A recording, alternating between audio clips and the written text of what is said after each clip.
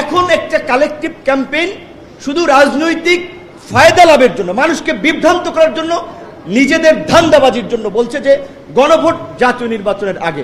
অনেকে বিরোধী দল হতে দেন দরবার চালাচ্ছে যে আমাদেরকে স্বীকৃতি দেবেন তাহলে আমরা আছি।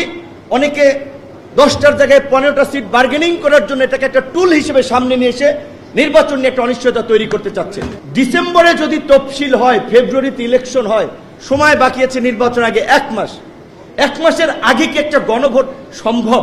এই রাজনীতিতে আপনার কথার বাকযুদ্ধ, মেধার যুদ্ধের পাশাপাশি একটা বড় জায়গা হচ্ছে সাইবার যুদ্ধের জায়গা, সাইবার ওয়ার্ল্ডের ক্ষেত্রটা।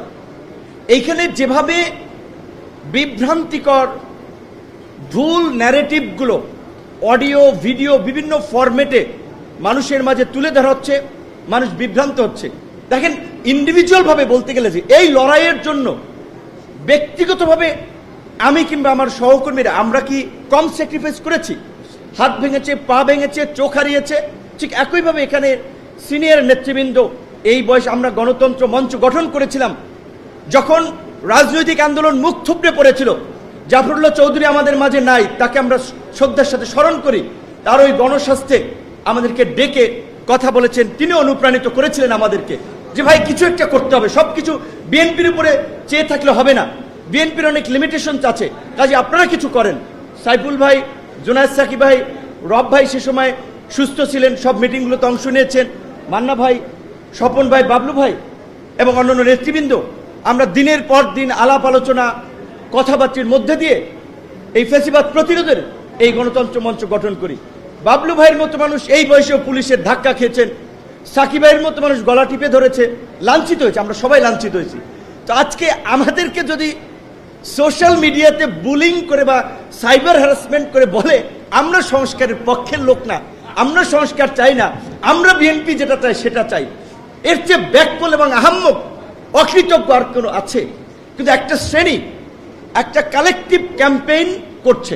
এই সংস্কার নিয়ে আমরা আলাপ আলোচনা করেছি, সাকিব ভাই এখানে নাই, সাইফুল ভাই, মঞ্জু ভাই, আমরা চেষ্টা করেছি যে সব পক্ষের সাথে কিভাবে একটা সমন্বয় করে আমরা শেষ পর্যন্ত একটা কনক্লুশনে পৌঁছাতে পারি।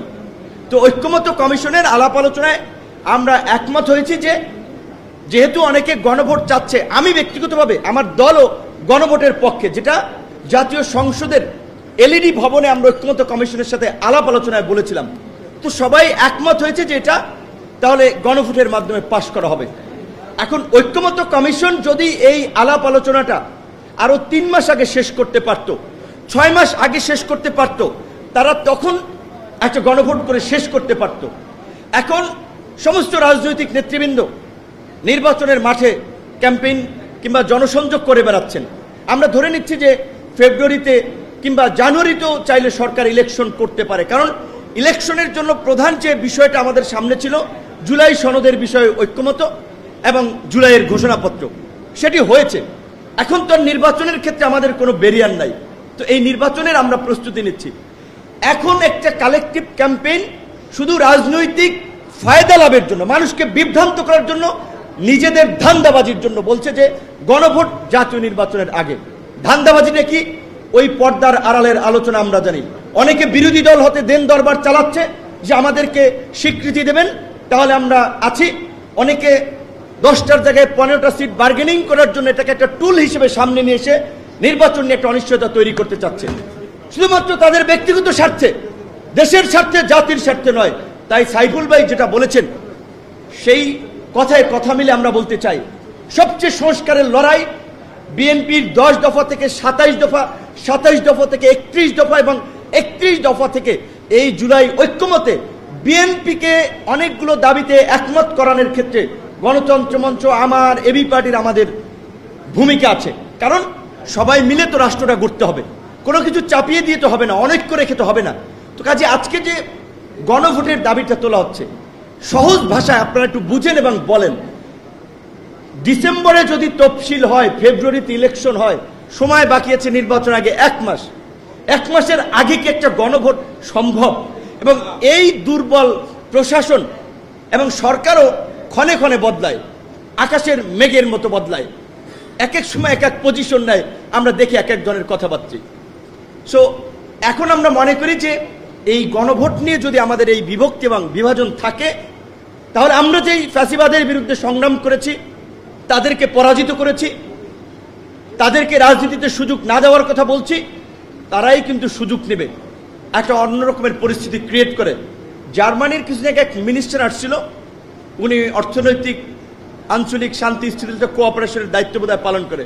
ওনাকে আমি পরিষ্কারভাবে বলছিলাম যে তোমাদের দেশের নাৎসিরা যেই কারণে নিষিদ্ধ, এইখানে আওয়ামী লীগ এবং তার দোসর হিসেবে পরিচিত জাতীয় পার্টি, এগুলো ওই কারণে নিষিদ্ধ এবং আগামী রাজনীতিতে তারা অংশগ্রহণ করবে না, বাট বাকিরা অংশগ্রহণ করবে এবং সবচেয়ে একটা উৎসবমুখর প্রতিযোগিতামূলক ইলেকশন হবে। মহাসচিব এখানে আছেন, ওনারা এত জাতীয় ইস্যু ব্যস্ত থাকেন, অনেক বিষয় ওনাদের নজরে আসে কিনা জানি না, কিন্তু ঘটনাগুলো পত্র পত্রিকা মিডিয়াতে সবাই আসছে, ব্যাখ্যা বিশ্লেষণ করছে।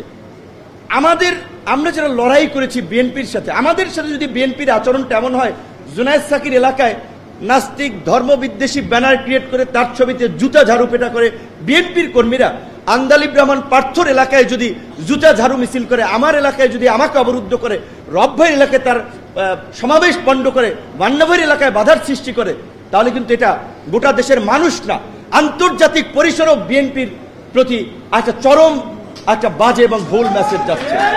এই বিষয়টা আপনাদের আমলে নিয়ে কিছু পদক্ষেপ নেওয়া দরকার। আমাদের মতো জাতীয় নেতৃবৃন্দের সাথে যদি এই ঘটনা ঘটে, আমরা চাই আমাদের বিএনপির ভাই বন্ধুরা, জামাতের ভাই বন্ধুরা সবচেয়ে মজলুম ছিল গত 15-16 বছরে, ঘরে ঘুমাইতে পারে নাই, ব্যবসা বাণিজ্য করতে পারে নাই, পালিয়ে পালিয়ে বেরিয়েছে। আমাদের সকলের সম্মিলিত লড়াইয়ে এই পরিবর্তন এসেছে। কাজে আজকে আমরা যদি এত অসহিষ্ণুতার পরিচয় দেই, তাই তো শেখ হাসিনার ওই বয়ান এবং ন্যারেটিভই ঠিক হবে যে শেখ হাসিনা সবাইকে দমন পীড়ন করে ঠিক জায়গায় চাপের মুখে রাখতে পেরেছিল। এখন যে আমরা যে গণতান্ত্রিক মুক্ত স্বাধীন পরিবেশের কথা বলছি, দেখেন এখন মিত্ররাই মিল নাই, তারাই একজন আরেকজনকে ধাওয়া দিচ্ছে। তো আশা করি আমাদের সকল রাজনৈতিক দলের নেতা কর্মীদের এই শুভ বুদ্ধির উদয় হবে এবং আগামী ফেব্রুয়ারি নয়, আমরা মনে করি এখন নির্বাচন জানুয়ারিতে হতে পারে। আমি আগেও বলেছি নতুন বছরের নতুন মাসেই জাতীয় নির্বাচন হোক, প্রধান উপদেষ্টা সেই বিষয়ে, রাষ্ট্রপতি সেই বিষয়ে নির্বাচন কমিশনকে দিক নির্দেশনা দেওক এবং জাতীয় নির্বাচনের একই সাথে গণভোট হবে। জাতীয় নির্বাচনের সাথে গণভোটও জনগণের সমর্থন নিয়ে আগামী সংসদে পাশ হবে এবং জুলাই সনদ বাস্তবায়ন হবে। জুলাই সনদ এবং জুলাইয়ের আন্দোলনের আকাঙ্ক্ষায় তরুণদের স্পিরিটের আলোকেই আগামীর নতুন বাংলাদেশ গড়ে উঠবে, সেই প্রত্যাশায় শেষ করছি।